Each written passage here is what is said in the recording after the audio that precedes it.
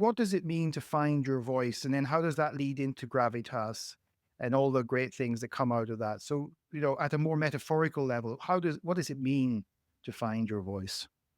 I'm going to go to a client I was working with yesterday, actually, who obviously I would not name, and I won't even name where she works. She's a very senior leader. And she said to me, they've gone through a lot of transformation. I have big all hands and I get onto the call and I feel like I'm in an exam. I have a script and I say it. And when she walks into the room with you, she's full of presence. She's carries herself beautifully. Her voice is powerful. And we watched one of her all hands and she was hunched over her laptop, sounding like it wasn't really her words. And there's something about the pressure of a script, a performance, or being judged because maybe you're taking people through a transformation that is difficult, that they're not enjoying. It was like she had slightly shrunk. And Mm, the journey we went through in a half-day coaching session was to help her find the intention, because I don't know about you, Jerry, but I feel that a lot of powerful performance is about intentionality. I said, "What do you want them mm, to feel?" mm, And she was really surprised by that question because she thought, "What do I want them to think?" So we set her intention. We thought about story because story, I think, is a really beautiful way to tap into things that matter to you. And I said, "What are the stories, the green shoots of success in this transformation?" And she started to tell me a story. And I said, "We need to use that because stories will help change the audience's mindset from the pain of transformation to the potential." And so she used a story as a metaphor for change. And then we mind mapped it with lots of colorful Sharpies on a mm, big piece of A3.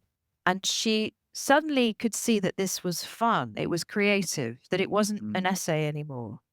And she went in 3 hours from someone small and hunched and flat on a Teams meeting to someone who I know when she does it will be standing, passionate, full of energy, and persuasive.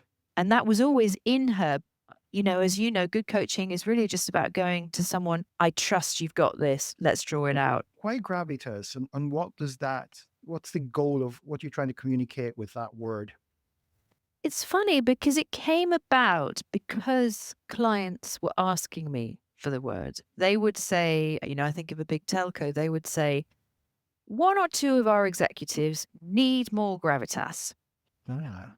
And so I got really curious about it. I had a sense of what it means. It means, Barack Obama, it means someone who has a kind of gravitational pull. They have a magnetism, they're grounded. But when I went back to the ancient world, it was a Roman virtue. It Mm, connotes seriousness and dignity. mm. But of course, Newton hadn't come along at that point, and Newton comes along much later and coins it for his universal force, which gives it much more weight. That's the real, Literally, yeah, literally. literally.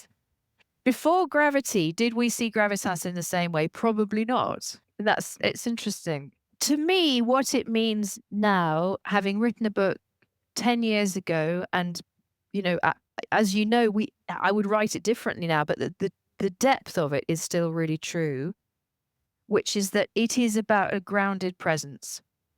It is about being congruent, centered, true to your values. But I think the most important thing about it is that what differentiates this grounded presence of gravitas from charisma is that it's not all about you. Right. Common purpose.